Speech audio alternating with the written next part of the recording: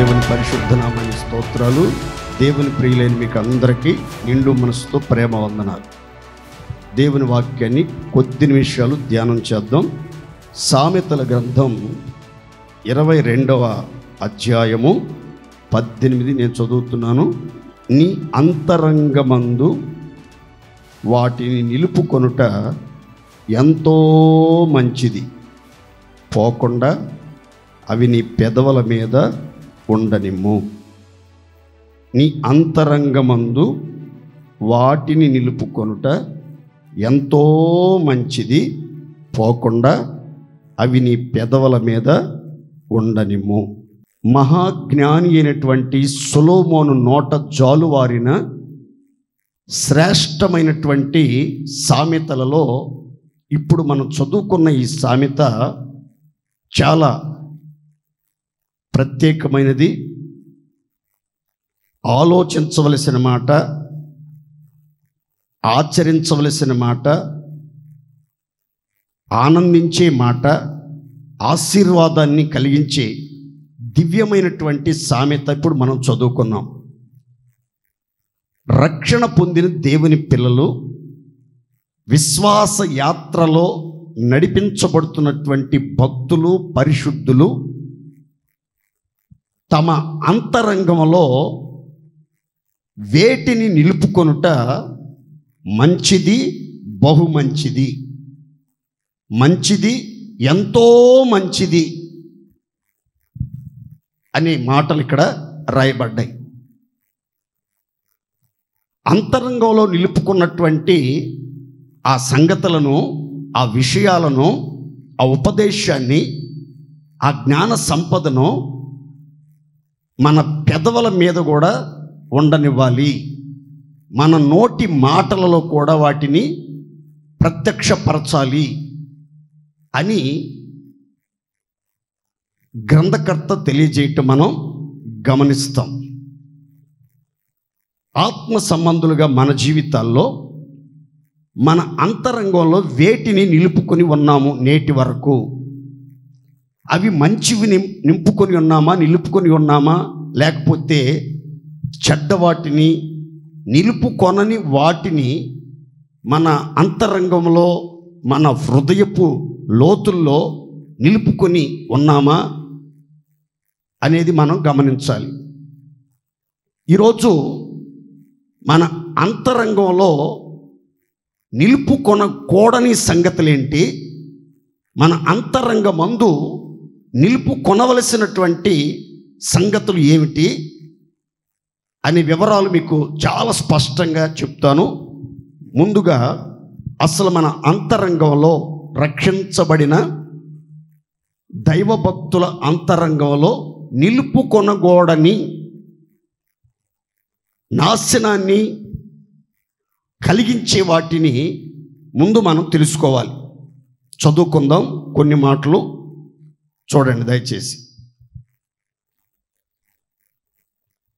సామెతల గ్రంథం 10వ అధ్యాయము 18వ వాక్యాన్ని చదువుకుందాం. అంతరంగమున పగ ఉంచుకునేవాడు అబద్ధికుడు.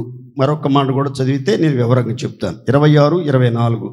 పగవాడు పెదవులతో మాయలు చేసి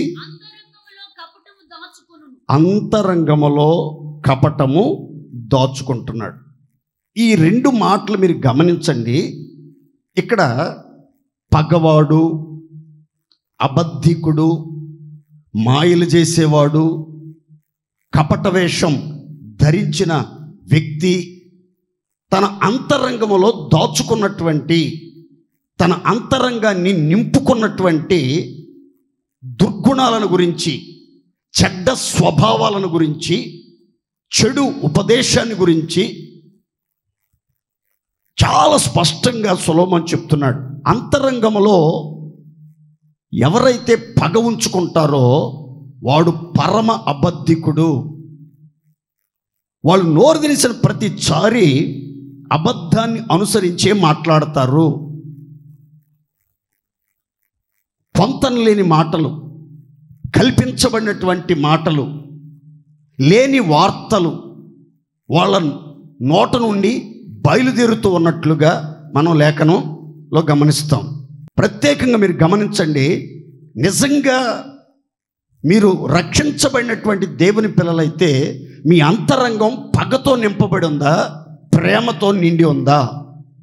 మీరు అబద్ధికులుగా ఉన్నారా, సత్య సంబంధులుగా, సత్యానికి సాక్షులుగా, సత్యానికి స్తంభాలుగా నిలబడుతున్నారా? మీరు మీ పెదవులతో మాయలు చేస్తున్నారా, లేకపోతే వాస్తవాన్ని మీ పెదవులతో మాట్లాడుతున్నారా? పగవాడు తన పెదవులతో మాయలు చేసి అంతరంగములో ద్వేషాన్ని ఉంచుకుంటున్నాడని, పగని ఉంచుకుంటున్నాడని, ప్రతీకార జ్వాలలతో నడిపించబడుతున్నాడని దేవుని వాక్యం చాలా స్పష్టంగా తెలియపరుస్తుంది. ఈ రాత్రి దేవుని నమ్మిన బిడ్డల అంతరంగాలలో, గుండె లోతుల్లో, మనసులోనైనా, హృదయపు అంతరంగములోనైనా, మాటలలోనైనా పగ కానీ, కపటం కానీ, అబద్ధం కానీ, మాయలు మంత్రాలు కానీ, తంత్రాలు కానీ, యుక్తిగా ప్రవర్తించడం కానీ, దేవునికి అసహ్యమైన, దేవునికి హేయమైన కార్యాలు రక్షించబడి నిత్య జీవానికి సిద్ధపరచబడుతూ ఒక ఉన్నతమైన మార్గంలో నడిపించబడుతూ రాకడ కోసం ఎదురు చూస్తూ ఆశతో నడిపించబడుతున్న దేవుని పిల్లల అంతరంగాలలో పొర్రపాటున పగ, ప్రతీకారం, కక్ష, కార్పణ్యం, అసూయ, ద్వేషం, వారవలేని స్వభావాలు, చేదైన పైత్యం, మత్సరం, వివాదాలు ఉంచుకొనకూడదు. మీ అంతరంగం దేనితో నింపుకుంటున్నారు? రక్షణ పొందేశాం, యేసుక్రీస్తుని దేవుడిగా అంగీకరించాం, బైబిల్ పట్టాం, క్రైస్తవులుగా చలామణి అవుతున్నాం, ఆత్మ సంబంధమైన సంఘానికి నడిపించబడుతున్నాం, సంఘంలో ఒక గుర్తింపు ఉంది మాకు, క్రమం తప్పకుండా సన్నిధికి వెళ్తున్నాం అని చెప్పుకుంటున్న మన జీవితాల్లో ఒక్కసారి మీరు గుండె మీద చేసుకుని మీ మనస్సాక్షి ఇచ్చే ప్రత్యుత్తరం అడిగి చూడండి. మీ అంతరంగంలో పగ ఉందా, దైవ ప్రేమ ఉందా? అబద్ధానికి నీ అంతరంగంలో అవకాశం ఇస్తున్నావా? అపవాదికి అంతరంగంలో అవకాశం ఇస్తున్నావా?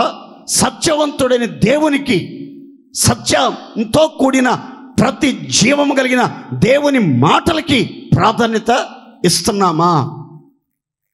మీరు నోరు తెరిస్తే మీ పెదవులతో మాయలు చేస్తున్నారా? కపటాన్ని అంతరంగంలో దాచుకుంటున్నారా? మీ పెదవుల మీద ఉన్నత ఉపదేశం, దైవ జ్ఞానం, జీవము గల దేవుని మాట మీ పెదవుల ద్వారమందు నిలిచి ఉందా? ఆగి ఆలోచించవలసినటువంటి చక్కని విషయం. మరొక మాట కూడా కీర్తనకారుడు చెప్తున్నాడు, ఆ మాట కూడా చదువుకుందాం. చూడండి, క్రైస్తవులు తమ అంతరంగములో నిలుపుకొనకూడని సంగతులు. 62వ కీర్తన 4వ శరణం. అతని ఔన్నత్యము నుండి పడద్రోయుటకే వారు ఆలోచించుదురు, అబద్ధమాడుట వారికి సంతోషము, తమ నోటితో శుభవచనములు పలుకుతూ అంతరంగములో దూషించుదురు. ఇక్కడ ఒక విచిత్రమైన మాట రాసి చూడండి. వీళ్ళు ఎవరు అనంటే, ఒక మాటలో చెప్పాలంటే వేషధారులు, కపట వేషం ధరించిన వాళ్ళు. నోటితోనేమో శుభవచనాలు పలుకుతున్నారు, సమాధానం సమాధానం అని చెప్తున్నారు, కానీ అంతరంగములో దూషిస్తున్నారు, అబద్ధాలు ఉంచుకున్నారు. ఎదుటివాని ఔన్నత్యాన్ని పడద్రోయటానికి, విలువను తగ్గించడానికి, ఉన్నత స్థితి నుంచి అదో పాతాళానికి లాగివేయటానికి ఎన్ని రీతులుగా ప్రయత్నించాలో అన్ని రీతులుగా ప్రయత్నాలు చేస్తున్నారు. అవకాశం కోసం ఎదురు చూస్తా ఉన్నారు. ఎదుటి వాని యొక్క గొప్పతనాన్ని తగ్గించడానికి, విలువను తగ్గించడానికి, ఘనతను పోగొట్టి అవమానపరచడానికి, అల్లరి పాలు చేయటానికి ఎన్నో రీతులుగా ఎత్తుకు పై ఎత్తు వేస్తూ ఎన్నో తంత్రమైన ఆలోచనలతో, కుట్రపూరితమైన ఆలోచనలతో నడిపించబడతా ఉన్నారట. పైకి మాత్రం తేనె పూసినటువంటి పెదవులతో తీయని మాటలు, నవ్వుతా మాట్లాడతారు, మంచిగా మాట్లాడతారు, తడిగుడ్డతో గొంతును పిండేస్తారు, వెన్నుపోటు దారులుగా మార్చబడతారు. గుండెపోటు వచ్చినా తట్టుకుని నిలబడవచ్చు, కానీ వెన్నుపోటును తట్టుకుని నిలబడినటువంటి వాళ్ళు చరిత్రలో ఎంతవరకు కనబడలేదు.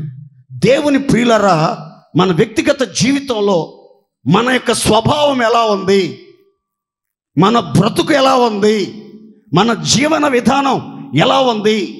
ఆత్మ సంబంధమైనటువంటి వ్యక్తుల్లాగా నటిస్తున్నాం, కనబడుతున్నాం, ప్రార్థిస్తున్నాం, ఆరాధిస్తున్నాం, వాక్యాన్ని చదువుతున్నాం, వాక్యాన్ని వింటున్నాం, వాక్యాన్ని నెరవేరుస్తున్నట్లుగా నటిస్తున్నాం, విధేయత కలిగిన వారిగా ఎంతో అణుకువతో కనబడుతున్నాం. కానీ అంతరంగంలో మాత్రం దూషణలు, దేవుణ్ణి దూషించడం, పరిశుద్ధులను దూషించడం, తోటి విశ్వాసుల్ని దూషించడం, దూషణ మాటలు, ద్వేషాగ్ని జ్వాలలు ఎదుటి వారి మీద కురిపించడం,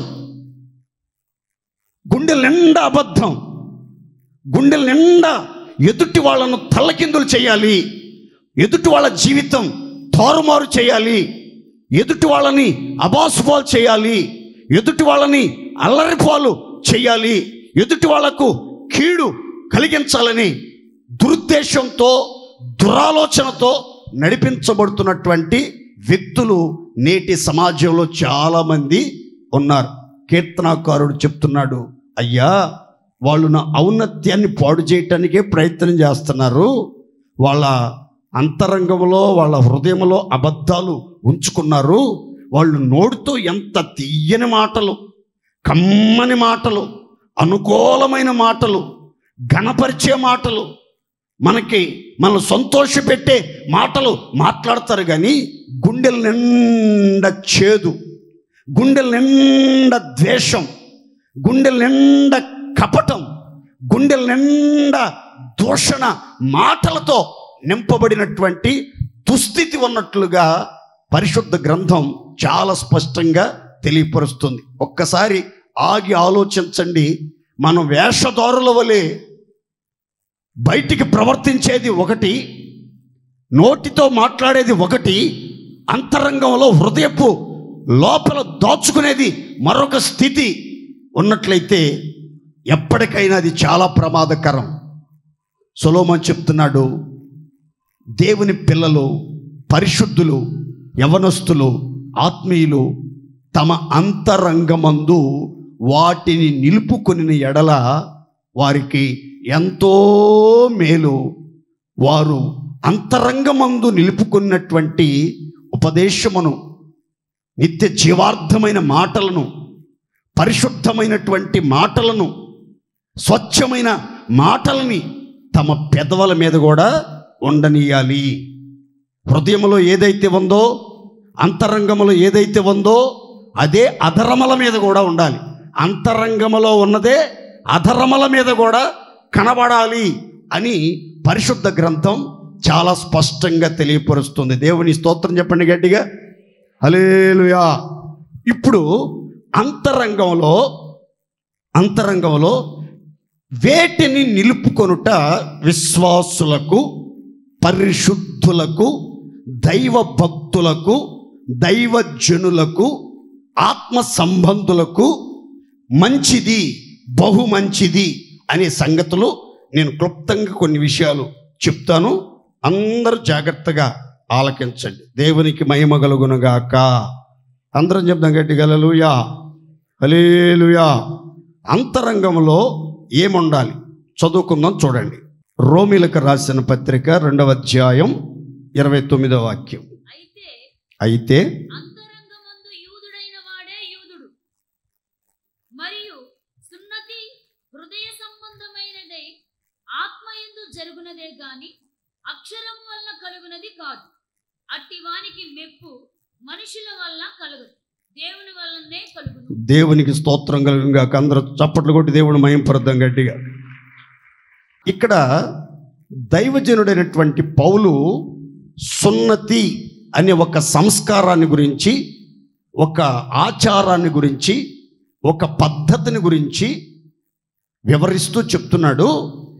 సున్నతి అనేది అంతరంగానికి సంబంధించింది. అది బాహ్య సంబంధమైన గోప్యంగా చర్మాన్ని కత్తిరించడం కాదు, అది అంతరంగానికి సంబంధించింది. అది అక్షర సంబంధమైంది కాదు అని చెప్తూ, ఎవరైతే అంతరంగములో యూదుడుగా ఉంటాడో, ఎవరైతే అంతరంగమందు సున్నతి చెయ్యబడి ఉంటాడో వాడే అసలు సిసలైనటువంటి యూదుడు. అట్టి వానికి మెప్పు ఘనత మనుషుల వలన కలగదు, అధికారుల వలన కలగదు, గొప్పవారి వలన కలగదు, దైవజనుల వలన కలగదు, స్నేహితుల వలన కలగదు. అట్టి వానికి మెప్పు అద్వితీయ సత్యవంతుడైన దేవుని వలన అట్టి వానికి మెప్పు ఘనత యుగ యుగములో కలుగునుగాక. గట్టిగా చెప్పండి హల్లెలూయా. రక్షించబడినటువంటి దేవుని పిల్లల్లో చాలామందికి కనిపించని ఒక ఆలోచన ఏంటో తెలుసా? నన్ను అందరూ మెచ్చుకోవాలి,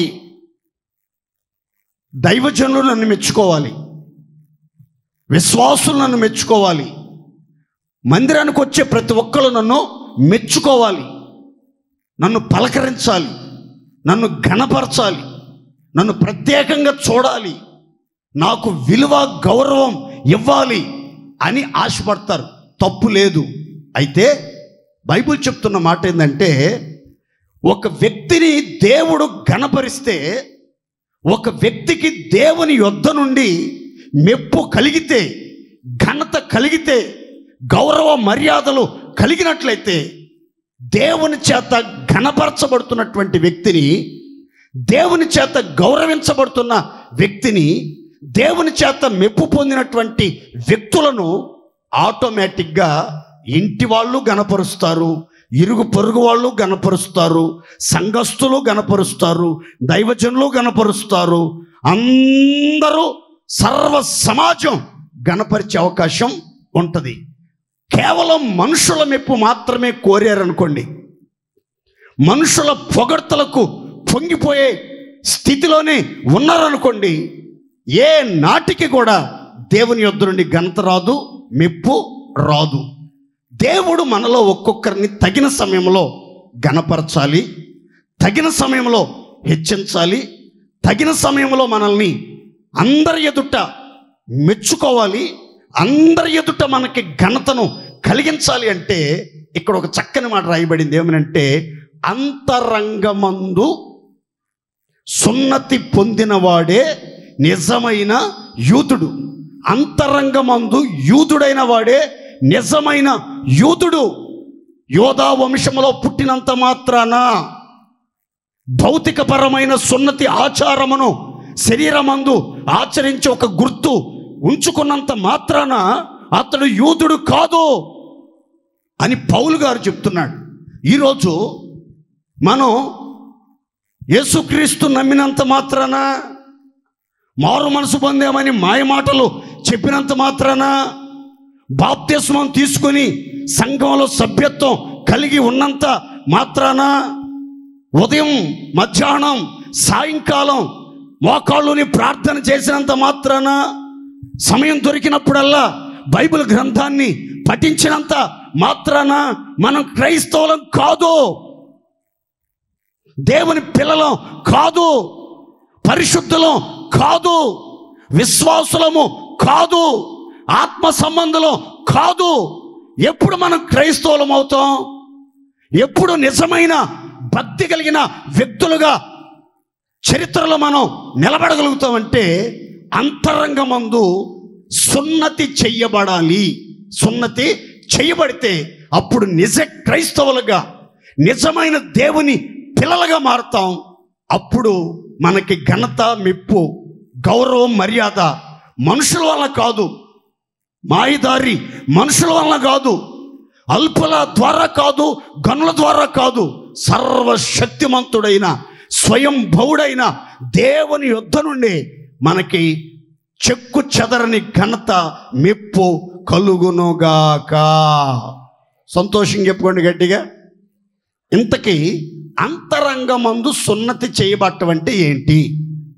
ఈ అంతరంగమందు సున్నతి చేయబడితే జరిగే ఆశీర్వాదాలు ఏంటి?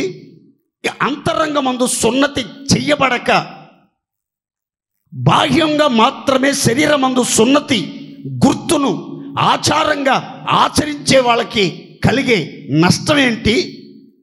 అంతరంగంలో, హృదయపు అంతరంగంలో సున్నతి చెయ్యబడిన వ్యక్తులు, వాళ్ళ స్వభావాలు, వాళ్ళ గుణగణాలు, వాళ్ళ అలవాట్లు ఎలా ఉంటాయి, వాళ్ళని ఎలా గుర్తుపట్టాలి అనే సంగతి నేను మీకు వివరంగా చెప్తాను.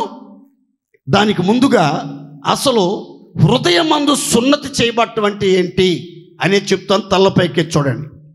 హృదయమందు సున్నతి చేయబడటం అంటే ఏంటి? సున్నతి అంటే గుర్తుపెట్టుకోండి, కొయ్యబడుట, నరకబడుట, కత్తిరించుట. కొయ్యబడుట, నరకబడుట, కత్తిరించుట. మన హృదయంలో కొయ్యబడాల్సినవి, నరకబడాల్సినవి ప్రత్యేకించుకొని వాటిని మన హృదయపు అంతరంగం తీసేసుకోవాల్సినవి చాలా ఉన్నాయి. ఇంకో విచిత్రం, అంతరంగాన్ని కోసినప్పుడు నొప్పి కలుగుతుంది, బాధ కలుగుతుంది. ఒక వ్యక్తి జీవితంలో ఎప్పుడు నొప్పి, బాధ కలిగిద్దంటే అంతరంగం కొయ్యబడితే ఆటోమేటిక్గా బాధ అనేది ఆ వ్యక్తికి కలుగుతుంది. ఆ బాధలో దుఃఖం అనేది వస్తుంది, పశ్చాత్తాపం అనేది వస్తుంది, పరివర్తన అనేది ఆరంభమవుతుంది. ఈరోజు చాలామంది జీవితాల్లో హృదయం కొయ్యబడట్లేదు, చెవులు సున్నతి చేయబట్టలేదు, కన్నులకు ఉన్నటువంటి పొరలు తొలగిపోయేటట్లు కన్నులకి సున్నతి చేయబట్టలేదు. అందుకే వాక్యానికి లోబడలేకపోతున్నారు, వాక్యానికి విధేయత చూపలేకపోతున్నారు, వాక్యానుసారంగా జీవించలేకపోతున్నారు, వాక్యానికి అవిధేయులై తొట్టిల్లిపోతున్నారు చాలామంది. ఎందుకు? హృదయం సున్నతి చేయబడలేదు, చెవులు సున్నతి చేయబడలేదు, దేవుని మాటలు సరిగా వినేటట్లుగా, కన్నులు సున్నతి చేయబడలేదు, తేటగా కనబడేటట్లుగా. కంటి ఆపరేషన్ చేయించుకుంటారు. ఎందుకు? కళ్ళు తేటగా ఉండాలి, కళ్ళ మీద ఆవరించిన పొర తొలగించబడాలి, దివ్య దృష్టి లాంగ్గా దూరంగా ఉన్న వాటిని చూసేటట్లు, దగ్గర కూడా స్పష్టంగా కనబడేటట్లు ఉండాలంటే నా కళ్ళ మీద ఏదో పొర వచ్చిందండి, ఆ పొర ఉన్న కారణాన్ని బట్టి నేను దృష్టిని కోల్పోయాను, దూరదృష్టిని కోల్పోయాను, గుడ్డివాడిలాగా మారిపోయాను, అందుకని కంటి ఆపరేషన్ చేయించుకుంటున్నాను అంటున్నారు. ఆపరేషన్లో ఆ పొర తీసేస్తారు కత్తిరించి. అలాగే చెవుల్లో ఉన్నటువంటి ఆ దోషం తొలగిపోయేటట్లు చెవులు కూడా సున్నతి చేయబడాలి. హృదయం అంతరంగం సున్నతి చేయబడి అప్పుడు మనం యూదులుగా, నిజమైన యూదులుగా, నిజమైన క్రైస్తవులుగా, దేవుని పేరు పెట్టబడిన ప్రజలుగా, దేవుని చేత ఘనపరచబడే బిడ్డలుగా మారాలంటే మన అంతరంగం కొయ్యబడాలి. కొయ్యబడినప్పుడు జరిగిన పరిస్థితులు, ఎందుకు హృదయం సున్నతి చేయాలని దేవుడు మన పితరులతో చెప్పాడో ఒక్క మాట మీతో చెప్తాను, చదువుకుందాం. చూడండి, 30వ అధ్యాయం ద్వితీయోపదేశకాండము 6వ వాక్యం చదువుకున్నాం. మరియు నీవు బ్రతుకుటకై నీ పూర్ణ హృదయముతోను నీ పూర్ణ ఆత్మతోను నీ దేవుడైన యెహోవాను ప్రేమించునట్లు నీ దేవుడైన యెహోవా తనకు లోబడుటకు నీ హృదయమునకును నీ సంతతి వారి హృదయమునకును సున్నతి చేయునుగాక. దేవుని స్తోత్రం చెప్పండి గట్టిగా అందరూ హల్లెలూయా. ఇక్కడ ఒక శ్రేష్టమైన మంచి మాట ద్వితీయోపదేశకాండం 30వ అధ్యాయం 6వ వాక్యంలో రాయబడింది. ఏమనంటే, నీవు బ్రతుకుటకై నీ పూర్ణ హృదయముతోనూ నీ పూర్ణ ఆత్మతోనూ నీ దేవుడని యెహోవాను ప్రేమించున్నట్లు, నీ దేవుడని యెహోవాకు లోబడునట్లును నీ హృదయానికి, నీ సంతతి వారి హృదయానికి నీ దేవుడైన యెహోవా సున్నతి చేయును. ఈరోజు విశ్వాస జీవితంలో బ్రతుకుచున్నామన్న పేరు చాలామందికి ఉంది, కానీ చచ్చిన వారితో సమానులుగా జీవిస్తున్నారండి. పూర్ణాత్మతో, పూర్ణ హృదయముతో, పూర్ణ బలముతో, పూర్ణ మనస్సుతో సర్వశక్తి కలిగిన దేవుణ్ణి ప్రేమించలేకపోతున్నారు.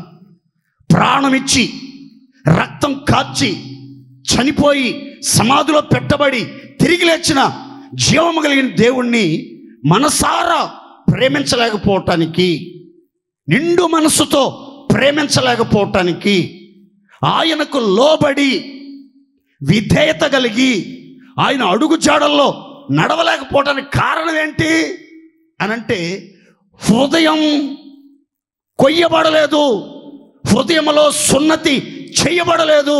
హృదయం నిండా చెడుతనం, హృదయం నిండా దుష్టాభిప్రాయాలు, హృదయం నిండా మోసకరమైన వ్యాధి, హృదయం నిండా సహింప నలవి గాని చేదైన మత్సరం, వివాదాలు, భయంకరమైనటువంటి ప్రతికూలతలు.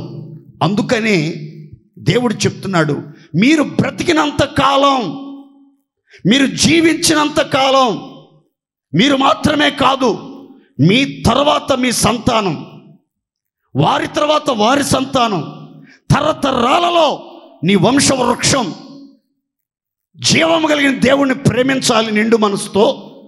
ఆయనకు మాత్రమే లోబడి సంపూర్ణ విధేయత కలిగి ఆయన వాక్యానుసారంగా నడిపించబడాలి అనంటే తప్పనిసరిగా హృదయానికి సున్నతి అనేది అవసరం. ఈరోజు కొంతమంది ఆదివారం మందిరానికి వచ్చినప్పుడు, శుద్ధీకరణ కూడికి వచ్చినప్పుడు, సభలు సమావేశాలు జరిగినప్పుడు, గొప్ప గొప్ప దైవజనులు వచ్చినప్పుడు దేవుడి మీద ఎంతో ప్రేమ ఉన్నట్లుగా, ఎంతో ఉత్సాహంగా, ఆసక్తిగా దేవుని మందిరానికి వస్తారు. కానీ నిండు మనసుతో దేవుణ్ణి ప్రేమించలేకపోతున్నారు, వాక్యానికి విధేయత చూపలేకపోతున్నారు. మందిరానికి వచ్చినప్పుడు దేవుణ్ణి ప్రేమిస్తున్నారు, ఆ తర్వాత లోకాన్ని, లోకములో ఉన్న వాటిని ప్రేమించి లోకపు మోజులో పడిపోయి అల్పకాల పాప భోగాలను అనుభవిస్తూ జీవిస్తున్నారు. నిజంగా ఒక వ్యక్తి పూర్ణ మనస్సుతో, పూర్ణ ఆత్మతో, నిండు మనస్సుతో, యథార్థమైన హృదయంతో దేవుణ్ణి కనుక ప్రేమిస్తే బైబిల్ చెప్తుంది, యెహోవాను ప్రేమించు వారలారా చెడుతనమును అసహించుకోండి, యెహోవా తన భక్తుల ప్రాణములను కాపాడుచున్నాడు. దేవుడు నిన్ను కాపాడాలి, నీ కుటుంబాన్ని కాపాడాలి, నిన్ను బ్రతికించాలి, బలపరచాలి, ధైర్యపరచాలి, నీ ఆశలు చిగురింపజేసి ఆశ్చర్యమైన గొప్ప కార్యాలు జరిగించాలంటే నీ అంతరంగంలో సున్నతి చేయబడి నిండు మనసుతో ప్రేమించి ఎవరైతే వాక్యానికి లోబడతారో వాళ్ళు బ్రతుకుతారండి, వాళ్ళు బలపరచబడతారండి, వాళ్ళు ఆశీర్వదించబడతారండి. అన్ని విషయాలలో తగిన మెప్పు, ఘనత, ప్రభావము దేవుని ద్వారా వారికి నిశ్చయముగా అనుగ్రహించబడునుగాక. శాశ్వతమైన కృప మీకు దొరకాలన్నా, బలముతో ఉదయించే సూర్యుని వలె మీరు ప్రకాశించాలన్నా, మీరు ఆస్తి కర్తలుగా మార్చబడి మీ నిధులు నింపబడాలన్నా మీరు దేవుణ్ణి ప్రేమించాలి. దేవుణ్ణి స్వచ్ఛమైన మనసుతో ప్రేమించకుండా, నిండు మనసుతో ప్రేమించకుండా ఎంతకాలం భక్తి చేసినా కృప కలగదు. మీరు బలముతో ఉదయించే సూర్యుని వలె ప్రకాశించలేరు. మీ ఆర్థిక పరిస్థితులు అంతంత మాత్రాన్ని అట్టడుగు స్థాయిలోనే ఉండిపోతాయి. ఈరోజు ఆర్థిక స్థితిగతులు మార్చబడాలన్నా, ఆత్మీయ జీవితంలో నీతి సూర్యుని వలె తేజరిల్లే ఉన్నత స్థితికి మనం ఎదగాలన్నా, శాశ్వతమైన కృపతో మనం నింపబడి ఆ కృపలో పరవశిస్తూ జీవించాలన్నా మనం పూర్ణ మనసుతో దేవుడిని ప్రేమించాలి, దేవునికి లోబడి జీవించాలి. అందుకని దేవుడు చెప్తున్నాడు, మీ హృదయమునకును మీ సంతతి వారి హృదయమునకును నీ దేవుడైన యెహోవా సున్నతి చేసి ఆయన ప్రేమించేటట్లుగా, ఆయనకు లోబడేటట్లుగా చేసి ఏం చేస్తాడు తెలుసా? నీ పితరుల కంటే ఎక్కువగా నీకు మేలు కలుగునట్లు నిన్ను విస్తరింపజేయునుగాక. అందరి విశ్వాసంతో చేతులు గట్టిగా చెప్పుకోండి హల్లెలూయా. నేను ఖచ్చితంగా చెప్తున్నాను, ఉన్న స్థితిలో ఉండటం దేవుని చిత్తం కాదు, దైవ ప్రణాళిక కాదు. అందరూ ఆశీర్వదించబడాలి, అభివృద్ధి చెందాలి, సమృద్ధిగా మేలు కలుగునట్లు వర్ధిల్లాలి. పూర్వం ఉన్నటువంటి స్థితి కంటే ఒక ఉన్నతమైన వైభవోపేతమైన ఆశీర్వాదాన్ని మనం అనుభవించాలి అని అంటే మన అంతరంగం సున్నతి చెయ్యబడి దేవుణ్ణి ప్రేమించి ఆయనకి లోబడితే పితరులను మించిన ఔన్నత్యం, పితరులను మించిన ఘనత, పితరులను మించిన ఆశీర్వాదం, పితరులను మించిన ఆనందం, పితరులను మించిన ఆస్తి దేవుడు మనకు అనుగ్రహించి అన్ని విషయాలు ఘనపరిచి వర్ధిల్లజేయునుగాక. గట్టిగా చెప్పండి హల్లెలూయా. మరి సున్నతి చెయ్యబడకుండా భక్తి కలిగిన వాళ్ళలాగా నటిస్తూ భక్తిలో ఉన్న శక్తిని ఆశ్రయించకుండా, అనుభవించకుండా, ఒకనాటి సుఖానుభవమే శాశ్వతం అనుకుని జీవించి హృదయాన్ని కఠినపరుచుకుని మోసపోతున్న వ్యక్తుల యొక్క పరిస్థితి ఎలా ఉంటుందో మరొక మాట చదువుకుందాం. చూడండి, ద్వితీయోపదేశకాండం 10వ అధ్యాయం 16వ వాక్యం. కాబట్టి సున్నతి లేని మీ హృదయములకు సున్నతి చేసుకొని ఇక మీదట ముష్కరులు కాకుండుడి. ముష్కరులు అంటే ఎవరు అనంటే, ముష్కరులు అంటే ఎవరంటే హృదయాన్ని కఠినపరుచుకున్న వాళ్ళు. ముష్కరులు అంటే ఎవరంటే మెడవంచని ప్రజలు, లోబడనొల్లని ప్రజలు, విధేయత చూపని ప్రజలు, తగ్గింపు జీవితం లేని ప్రజలు, దీనత్వం లేని ప్రజలు.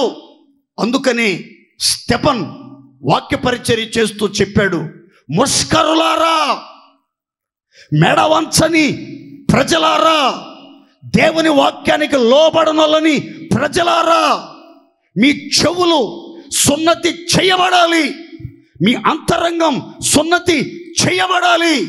ఇంకా ముష్కరులుగా జీవించబాకండి, మీ హృదయాన్ని కఠినపరచుకోబాకండి.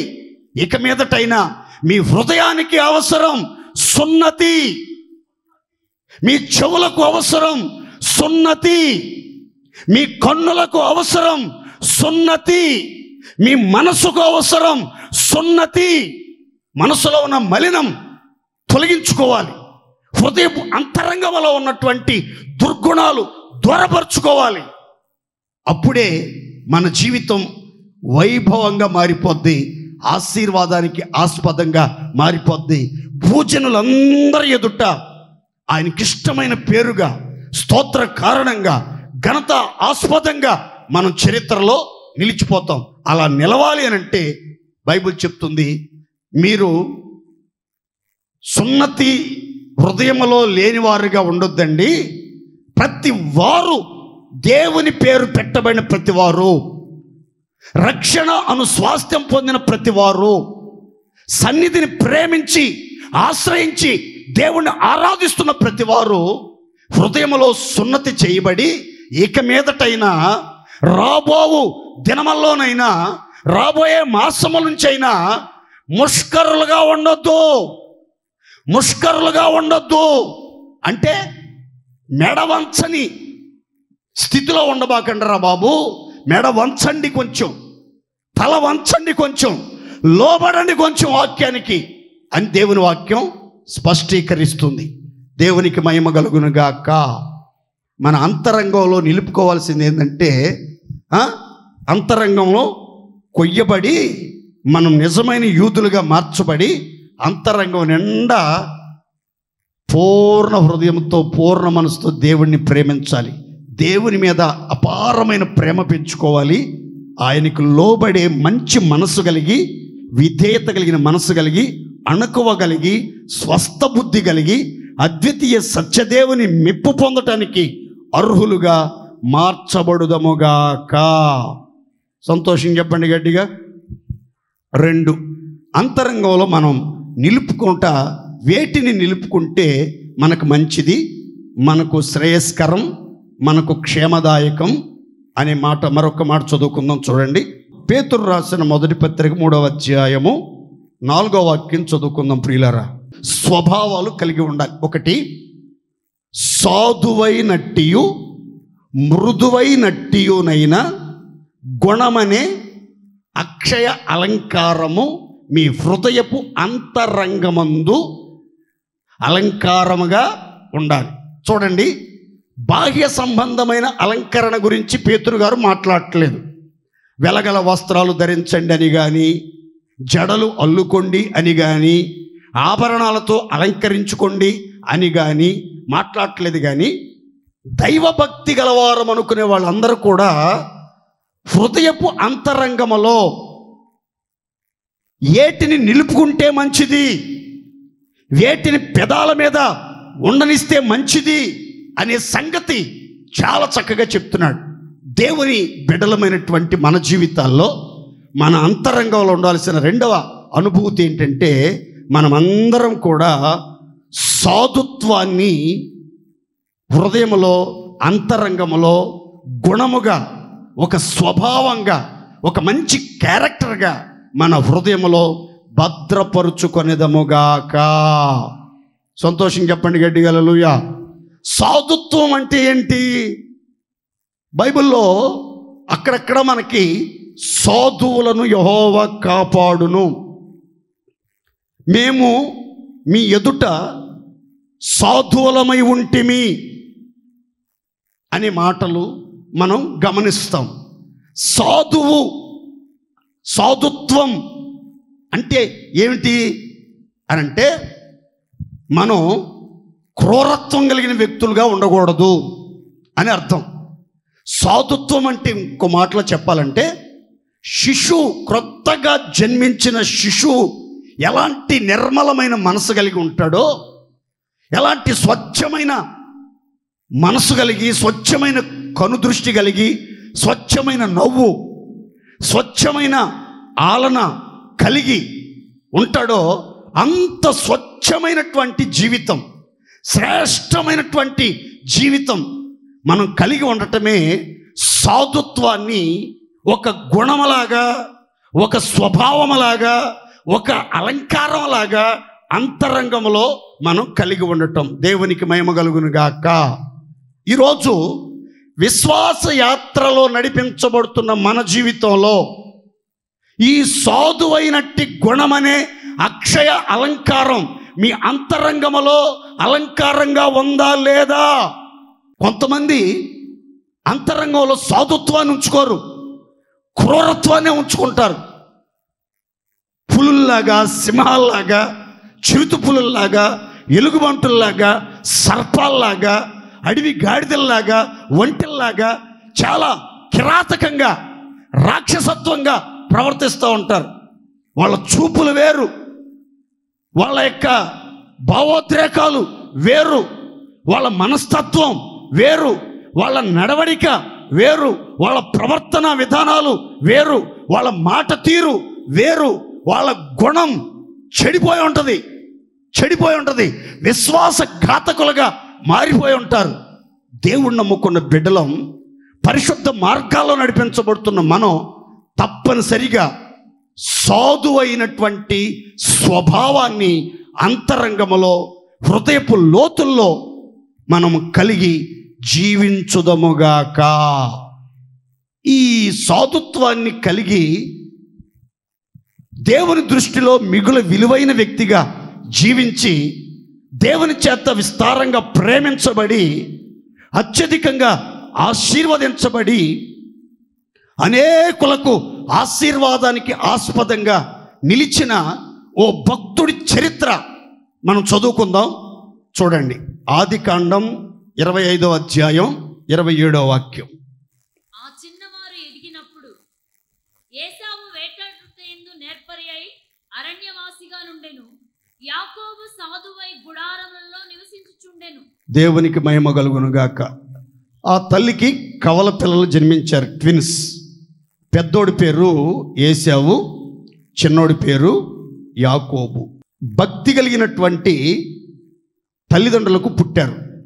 ఇస్సాకు, రెబెకాలు ఇద్దరు కూడా చాలా పరిశుద్ధులని, చాలా ఆదర్శవంతమైనటువంటి దంపతులని, పుణ్య దంపతులని పరిశుద్ధ గ్రంథం చెప్తుంది.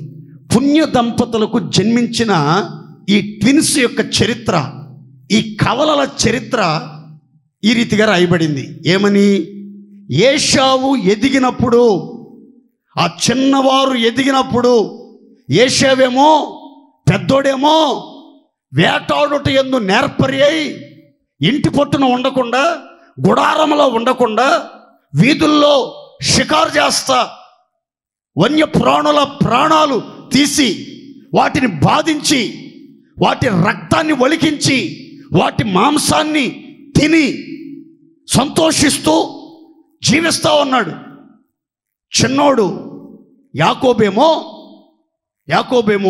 ఎదిగిన తర్వాత, పెద్దవాడైన తర్వాత సాధువై శిశువులాగా, క్రొత్తగా జన్మించిన శిశువులాగా మారిపోయి గుడారములో నివసించుచుండెను అనే ఒక చక్కని మాటను మనం గమనిస్తాం.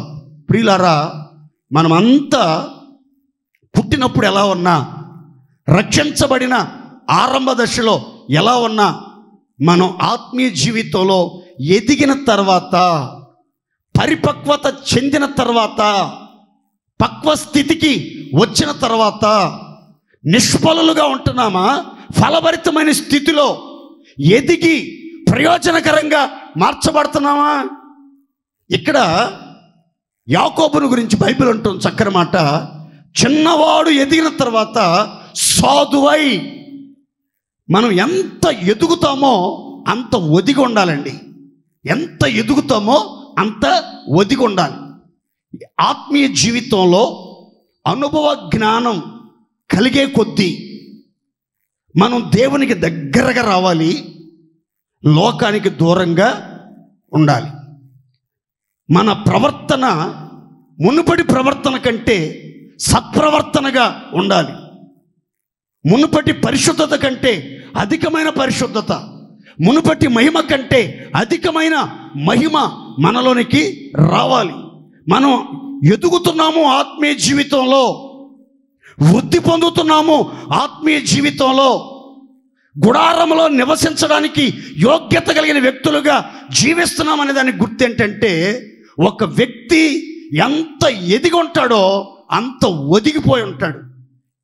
సంవత్సరాలు జరిగే కొద్ది ఎదుగుదల లేకుండా, ఎదుగుదలకు భిన్నంగా ఏశావులాగా వేటాడి, గాయపరిచి, అనేకులను కొట్టి, అనేకులను గాయపరిచి, అనేకులను హింసించి, అనేకులను బాధ పెట్టే దుస్థితి మనలో ఉండకూడదు.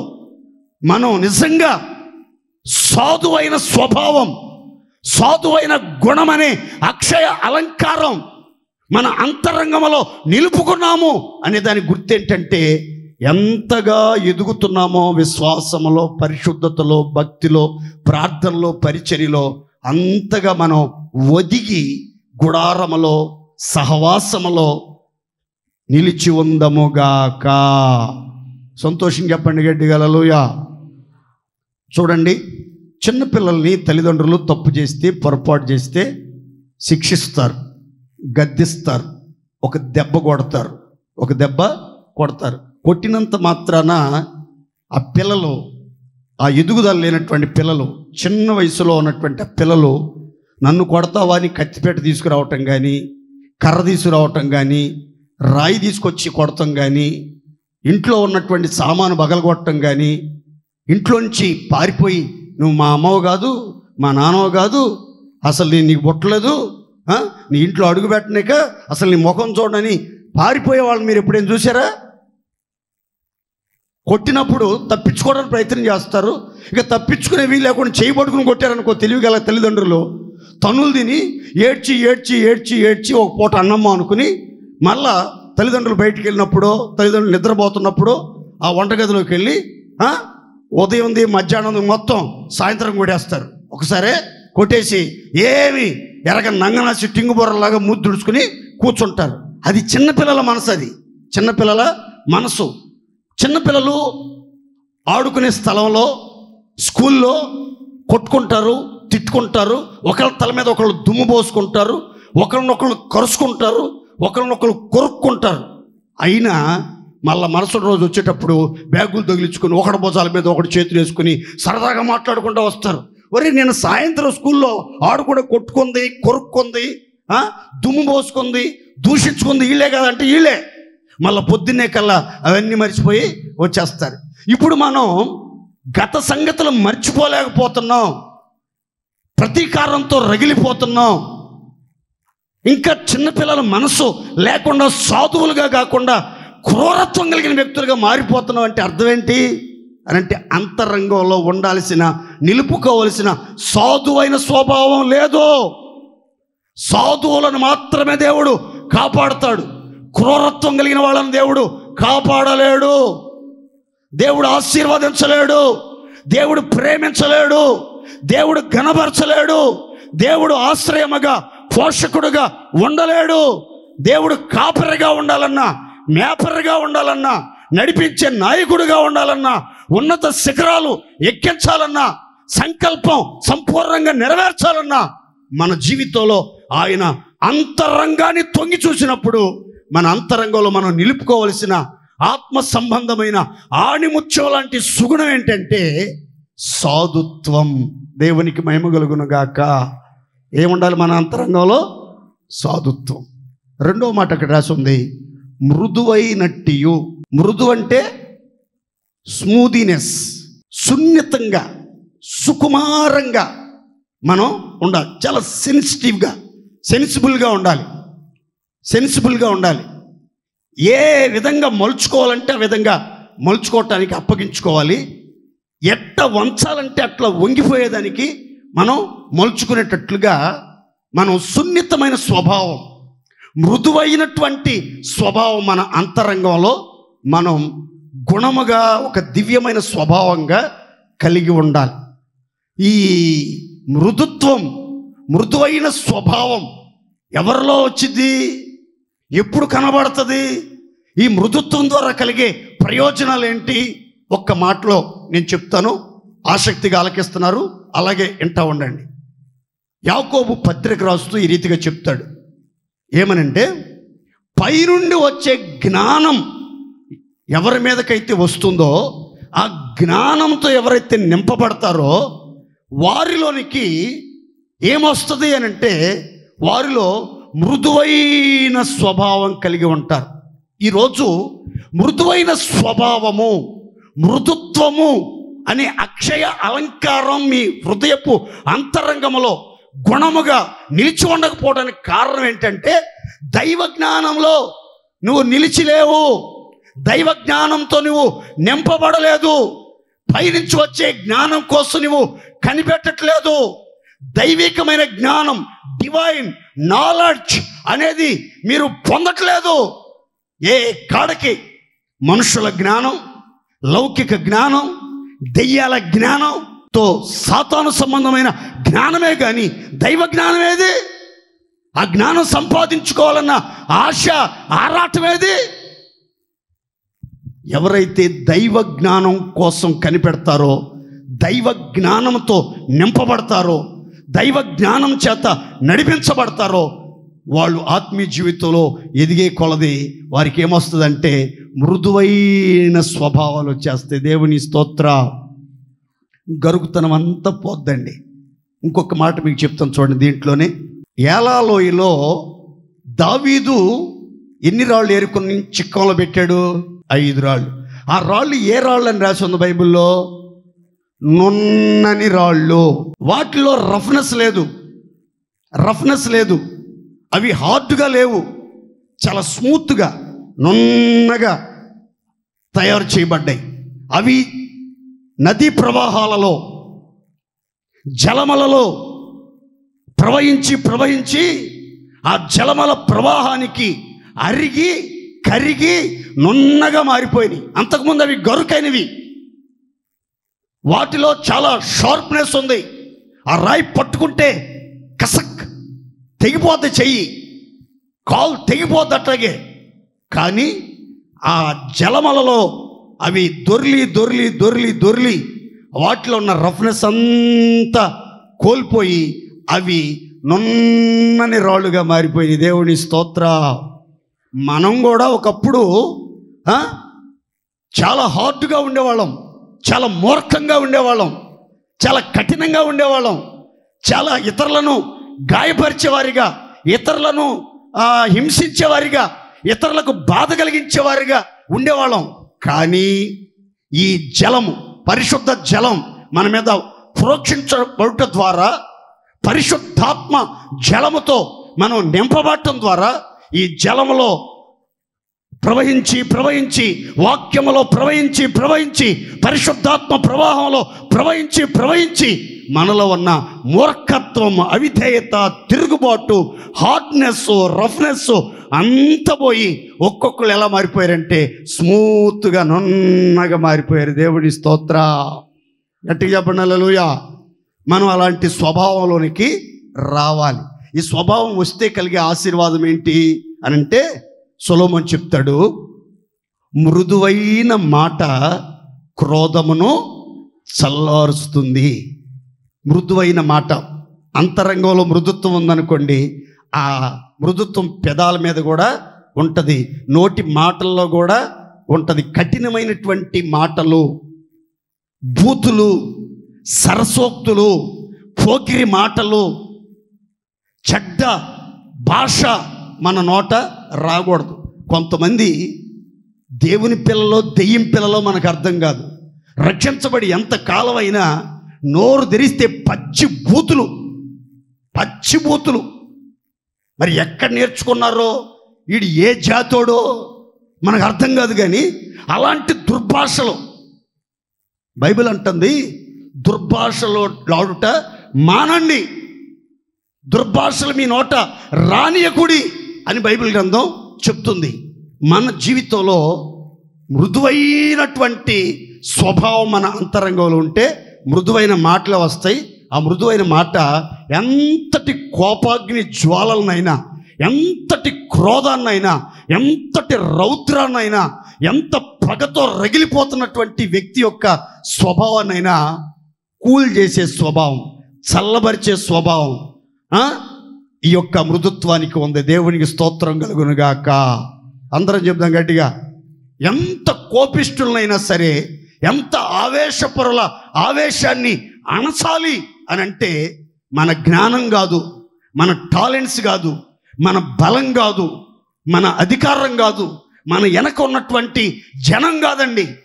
మన నోట నుంచి వచ్చే మృదువైన మాటే ఎదుటి వారిలో ఉన్నటువంటి కోపాన్ని రెచ్చగొట్టకుండా కోపాన్ని చల్లారుస్తుంది, వివాదాలను అణిచేస్తుంది. కనుక రక్షించబడిన దేవుని పిల్లమైనటువంటి మనమంతా కూడా వాటిని మన అంతరంగమందు నిలుపుకొనుట ఎంతో మంచిది. అందరూ స్తోత్రం చెప్పండి గట్టిగా. ఏటిని నింపుకోవాలి అని అంటే అంతరంగం కొయ్యబడి, సున్నతి చేయబడి, పూర్ణ హృదయంతో దేవుణ్ణి ప్రేమించడం, విధేయత కలిగి జీవించడం ఒకటైతే, రెండవది సాధుత్వం కలిగి ఉండాలి. క్రూరత్వం ఎక్కడ కానరాకూడదు. ఎదిగిన తర్వాత యాకోబులాగా మనం సాధువులుగా గుడారంలో నివసించాలి, ఒదిగి ఉండాలి. అంతరంగంలో మృదువైన స్వభావం పైనుండి వచ్చే జ్ఞానం ద్వారా పొందుకుని మృదువైన మాటలతో ప్రత్యుత్తరం ఇచ్చి అనేకులను చల్లబరిచే వ్యక్తులుగా మనం జీవించాలి అని దైవ గ్రంథం చాలా స్పష్టంగా తెలియపరుస్తుంది. దేవునికి మహిమ కలుగునుగాక. మరొక్క మాట చదువుకుని ప్రార్థన చేసుకుందాం. చూడండి, సామెతల గ్రంథం 20వ అధ్యాయం 30వ వాక్యం, 27:6. చదువుకుని ప్రార్థన చేసుకుందాం. సామెతల గ్రంథం 20వ అధ్యాయం 30. గాయము చేయు దెబ్బలు అంతరంగములో చొచ్చి చెడుతనమును తొలగించును. పగవాడు లెక్కలేనన్ని ముద్దులు పెట్టును. మేలు కోరి స్నేహితుడు గాయములు చేయును. అందరూ స్తోత్రం చెప్పండి ఒకసారి గట్టిగా. అంతరంగములో ఉన్న చెడుతనం తొలగించబడాలి. అంతరంగంలో ఉన్న చెడుతనం మానుకోవాలి. అంతరంగంలో చెడుతనం కడిగివేయబడాలి. అంతరంగంలో చెడుతనం బయటికి త్రోసివేయబడి అంతరంగం అంతా శుద్ధీకరించబడాలి. అంతరంగం అంతా పవిత్రీకరణ జరగాలి. అంతరంగం అంతా పరిశుద్ధ పరచబడాలి. అంతరంగములో స్థిరమైన మనసు నూతనంగా పుట్టాలి. అంతరంగములో అపవిత్రత ఏ కోశాన కనబడకూడదు అని మనం కోరుకుంటున్నట్ట బైబిల్ చెప్తుంది. ఎప్పుడు ఈ ప్రక్రియ జరుగుతుంది? దేవుని పిల్లల హృదయపు అంతరంగాలలో చెడుతనం నిలిచి ఉండకుండా, చెడుతనంతో జీవించకుండా, చెడుతనంతో నడిపించబడకుండా అంతరంగం చెడుతనం అంతా ఎప్పుడు బయటికి తొలగిపోద్ది అని అంటే ఇక్కడ ఒక విచిత్రమైన మాట రాసి ఉంది. ఏమనంటే, గాయములు చేయు దెబ్బలు అంతరంగములోనికి చొచ్చి, అంతరంగములో జ్వరబడి, అంతరంగములో ప్రవేశించి, ఆ అంతరంగములో గూడుగట్టినటువంటి, నిలిచి ఉన్నటువంటి, అంతరంగాన్ని అపవిత్రపరుస్తున్నటువంటి అపవాది క్రియలన్నిటినీ బయటికి త్రోసివేయునుగాక. గట్టిగా చెప్పండి హల్లెలూయా. ఈరోజు అంతరంగంలో గాయాలు అనేవి అవసరం. అంతరంగంలో గాయాలు అనేవి అవసరం. ఈ గాయాలు ఎవరు చేస్తారు అని అంటే బైబిల్లో రాసిన మాట 27:6లో ఏమనంటే, పగవాడు లెక్కలేనని ముద్దులు పెడతాడు. పగవాడు లెక్కలేనని ముద్దులు. ఎప్పుడు చూసినా దేవుడు మిమ్మల్ని దీవించునుగాక, దేవుడు మీకు తోడుగా ఉండునుగాక, దేవుడు మీ పక్షమున ఉండునుగాక, మీ బతుకు మార్చుకోకపోయినా పర్వాలేదు భక్త, దేవుడు మీకు తోడుగా ఉన్నాడు, మీరు దేవుడిని నమ్ముకోవటం చాలా గొప్ప విషయం, అసలు సామాన్యమైనటువంటి విషయం అయితే కానే కాదు అని చెప్పి మాయలు చేసేవాళ్ళు ఉన్నారు పెదవులతో చాలామంది.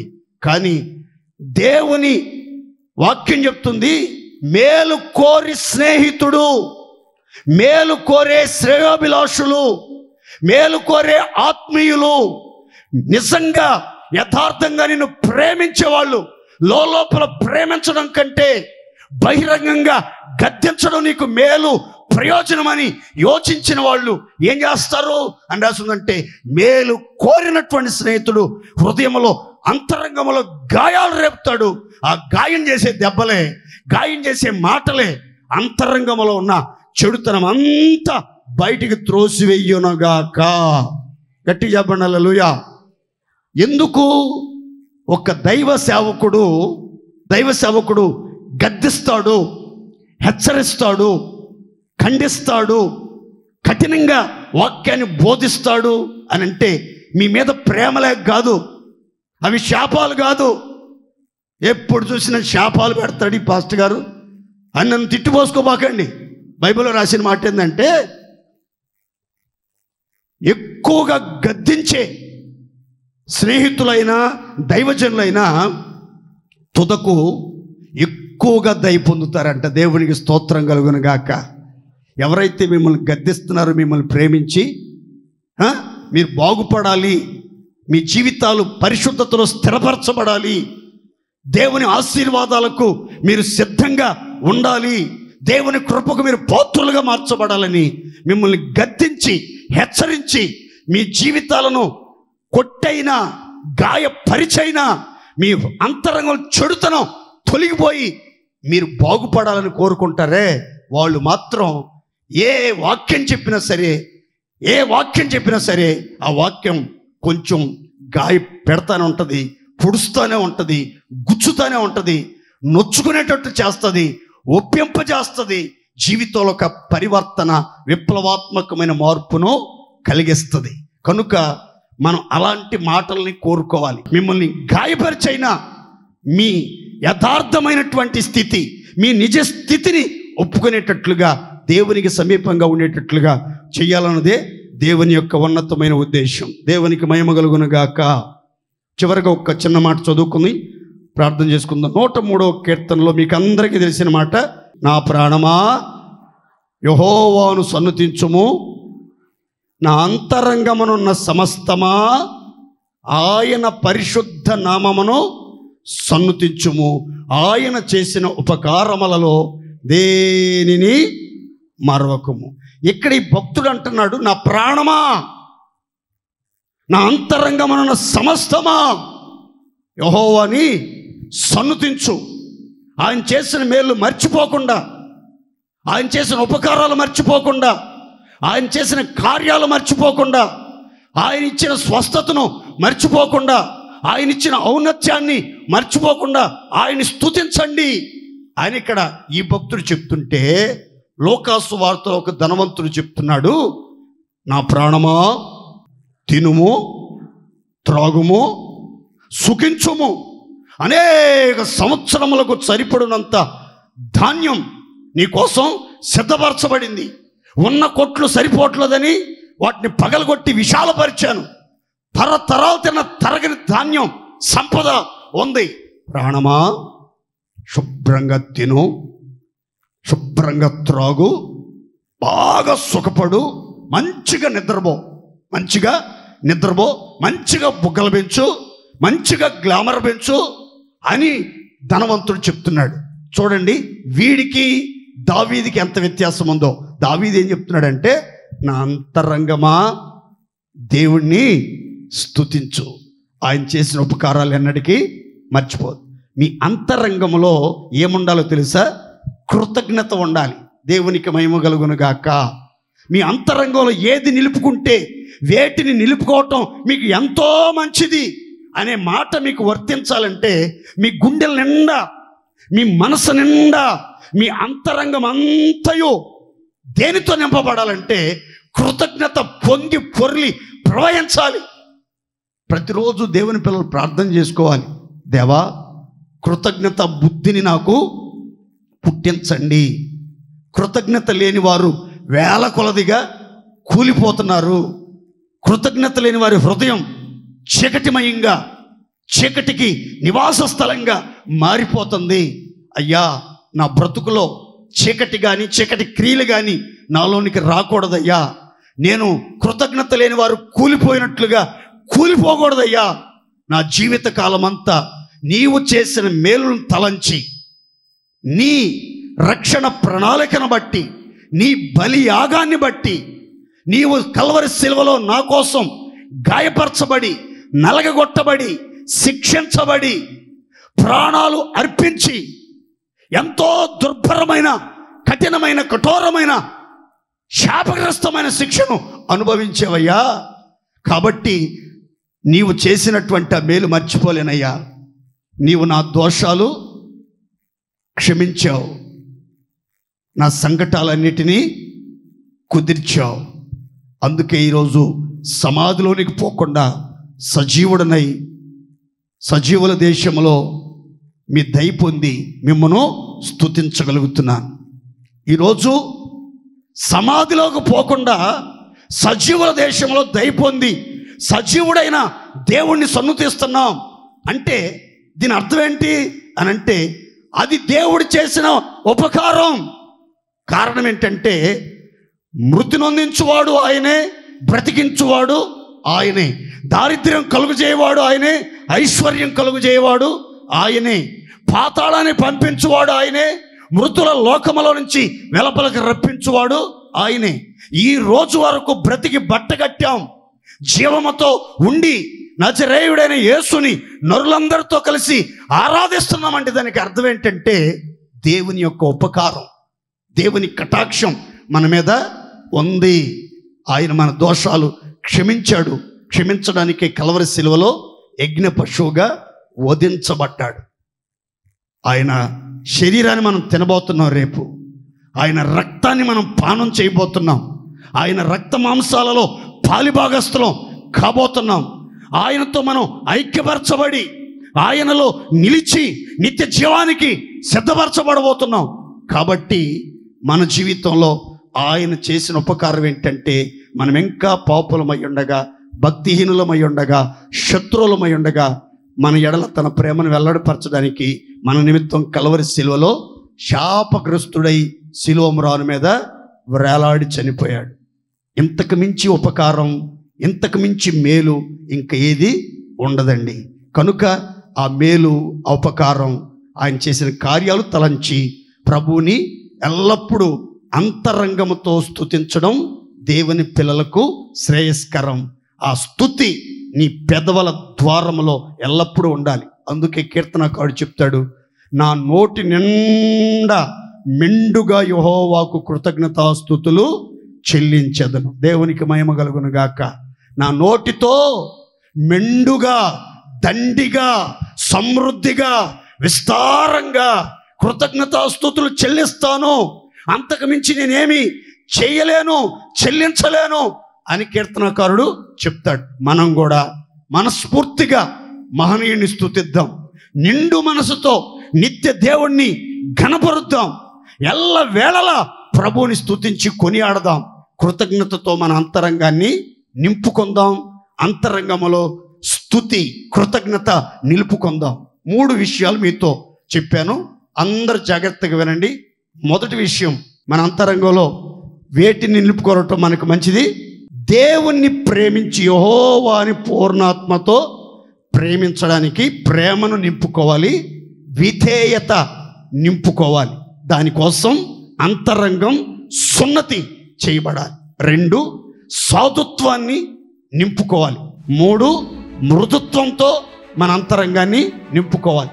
4 కృతజ్ఞతా స్తుతితో మన అంతరంగాన్ని నింపుకొని ఎల్లవేళలా ప్రభువుని స్తుతిస్తూ దేవుడిచ్చిన ఆయుష్కాల దినములన్నిట ఆయన్ని సేవిద్దాం. అట్టి కృప దేవుడు మనందరికీ దయచేయునుగాక.